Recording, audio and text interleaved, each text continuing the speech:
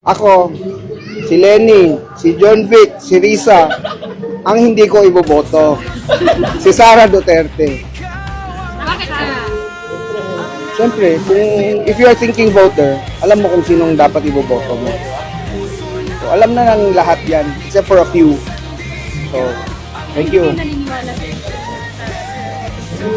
Ito na ang masasabi ko sa inyo, sa lahat ng... Ako, I've never been to Davao. Pero if you know Davao, if you talk to anybody from Davao, Oo, talaga. makikita naman ang gawa nila. Kung binubulsan niya ang pera for the longest time sa pamilya niya, kita mo the way they live, kita mo common sense na lang Kita mo ang Davao, ang ganda. So kung binubulsan nila yung pera, tignan mo yung mga kalaban niya. I don't know about, I've never been to any of their mga baluarte nila. Pero ang alam ko, ang Davao, very nice, very progressive, very modern.